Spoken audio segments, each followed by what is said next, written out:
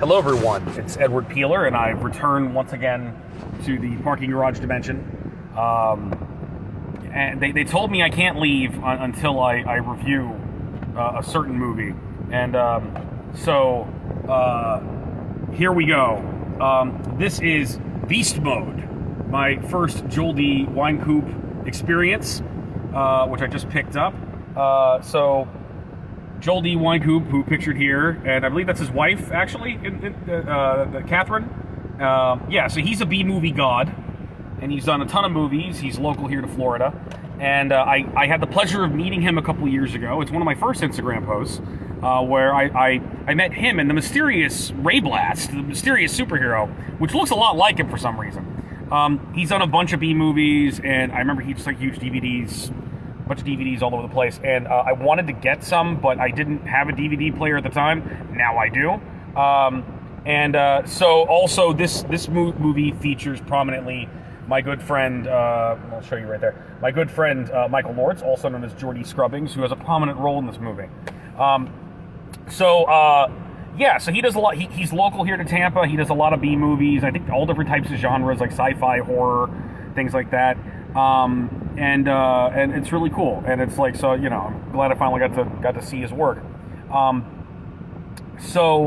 say this movie is like a horror comedy more than anything else. So I watched it. So review time. It's gonna be honest here. It's a B movie. It's you know, it's clearly shot on the cheap.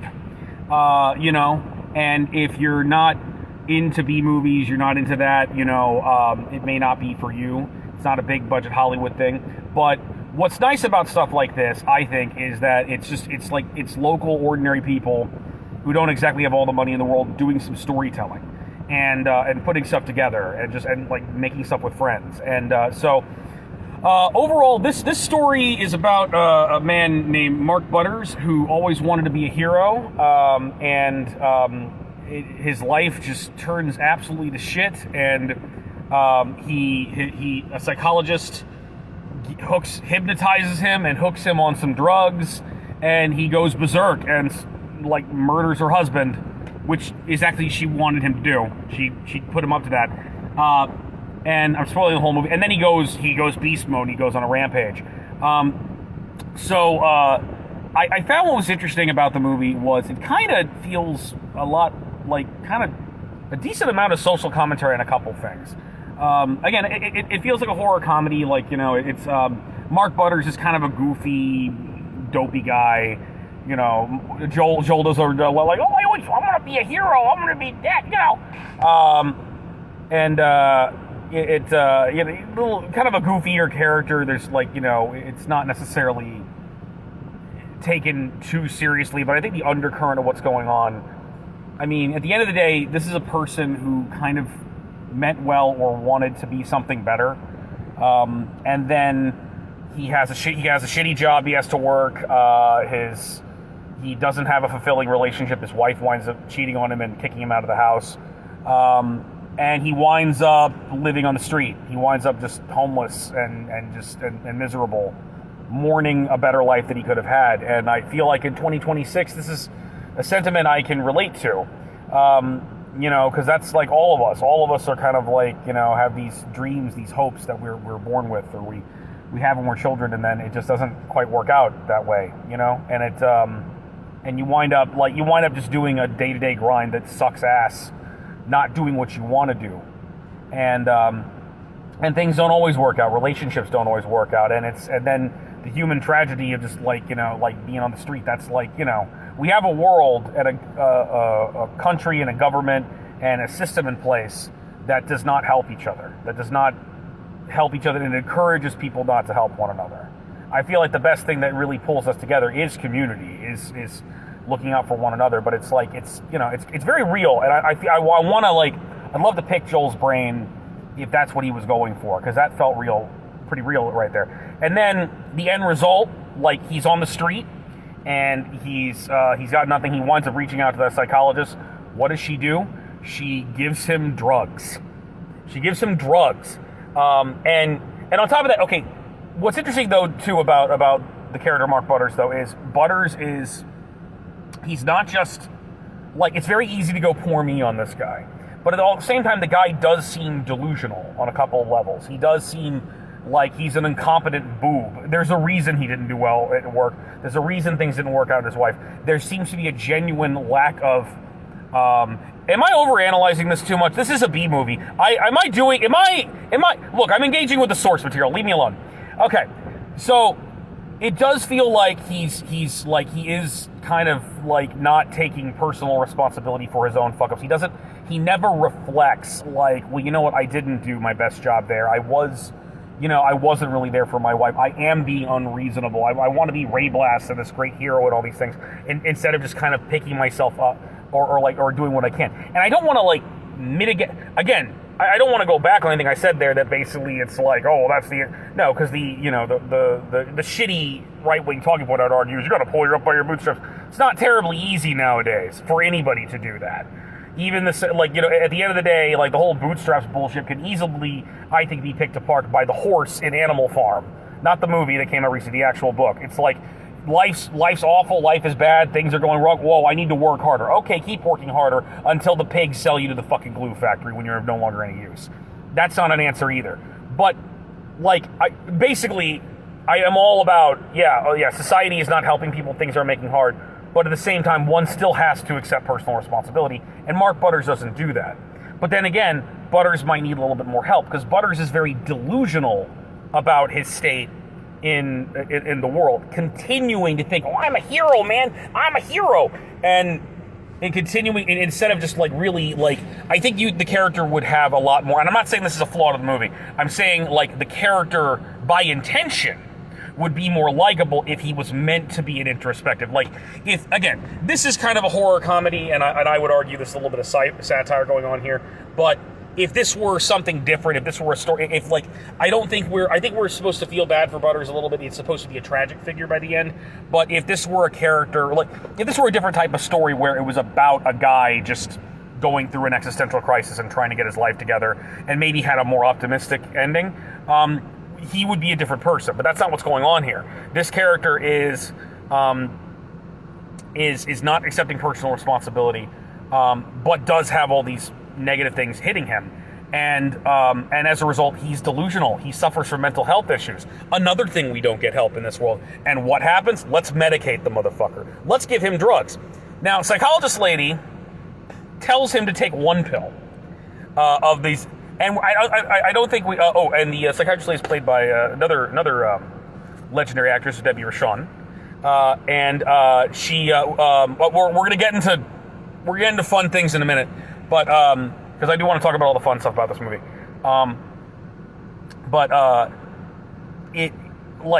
Her goal is she wants him to kill her husband because her husband's an abusive asshole. So... and he's a drunk and whatnot. Spoilers on the husband in a minute. She basically hypnotizes him, tells him to come back here and kill her and to shoot her husband. All this stuff. He doesn't take one pill. Oh, I should take more. So he takes like 4, and I think by the end he's taken 8 of them. So he takes a ton of these things. I don't know what this pill is supposed to do. This pill, I think, is supposed to make you more confident, more assertive. You take a bunch of them, you're like, ah! And you Hulk out, like you go berserk. Also, Butters has a gun. That's like early on. He gets kicked out of his wife's house. Yeah, he's got a fucking gun. He's got a freaking Glock. It's like, honey, you could have pawned that for something. I don't know. I feel like there's a lot of social commentary here. The guy doesn't have a house. He doesn't have a stable income, but oh, he's got a gun. America. So that's what starts the killing. So basically, like, again, we have no mental health once again in America. I'm thumbs up. This is sarcastic. I have to spell it out. That's how good my metaphors are. Anyway, yeah, no mental health, and just over medicate the person and get the guy hooked on drugs, and it causes all sorts of problems. So again, the movie is a little goofy, a little cheesy, but it's a B movie. And it's fun. It's fun, and it's like, it does make me want to see more what this guy's got. I do want to see some like more horror and like kind of action pieces that he's got. And it's like, and I really, there's some decent special features on this video as well. Well, I'll get into that in a minute, but basically, it really does make me feel for just the fact that filmmaking is a pain in the ass, and you gotta get these shots, you gotta get these bits. It is delightfully Tampa. This is set in a fictional town called Sunnyvale, which I thought was Sunnydale for a minute, some like Buffy crossover. By the way, just R.I.P. Rest in power, Anthony Stewart Head. Giles passed away recently, and I'm very upset about it. And this may not have been the best time talking about it. But anyway, while I'm thinking about it. But this is so delightfully Tampa, because one of the parts where he gets some rest is he gets rested at Al Lopez Park by their cancer survivor memorial, which is a very iconic spot. It's like, if you live in Florida, if you've been Howard, I drive past this place all the time, and that's where he's seen at, and that was really, really cool. Joel is he's having a lot of fun here. His wife's having a lot of fun. She gets to be his mean boss, and there's they're doing good stuff here. He's having a lot of fun playing this character. My buddy Michael Lortz, Jordy Scrubbings, Mike told me that he was like in the beginning and the end of this thing. He's all over this movie. He's all over this movie as like podcast host, wacky reporter, Jordy Scrubbings, author of The Man Didn't Want You to Buy This Book, The Man Makes You Work. And he's all over this place, being goofy, having fun, reporting on Mark Butters. I had Mark Butters in the studio right here, and now he's running around killing people. My boy Mike is all over this place. Mike, you did a good job. It's awesome. He's got goofy hats in this. Good stuff. Also, we have some more legendary B-movie gods here. Lloyd Kaufman's in the movie, and Debbie Rochon is in this movie. Lloyd Kaufman is the abusive husband, and Debbie Rochon is the psychologist lady. I think that's her right on the back.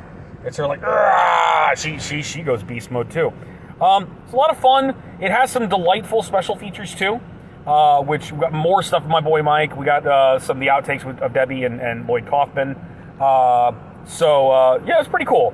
Lloyd Kaufman, you don't know, is from the guy who made Toxic Avenger, the Troma Pictures guy.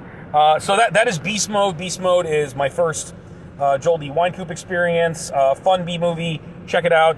If this isn't your type of thing, you're probably not going to go for it. But it's like, and definitely go in not expecting like an $80 million production and whatnot. But if you like B-movie stuff, if you want to support local talent, check out Joel D Wynkoop. He's got a lot of this stuff. And again, he's been doing this for years. He's a legend. He's got a bunch of B-movies. This is a fun little experience, and I am looking forward to my next experience. I'm gonna hang out with this dude whenever chance I get to get more of his DVDs. So that is Beast Mode.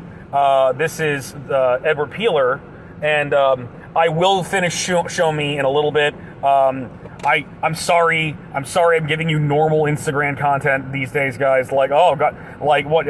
I can't dance in the parking lot dimension, but do you want that? Do you want me to floss? I'll floss. I'll do it. I'll dance. I'll do the sexy dance. Okay, so that's all we got. Y'all have a great day. Check out Beast Mode. Check out Joel D Wynkoop. See y'all later.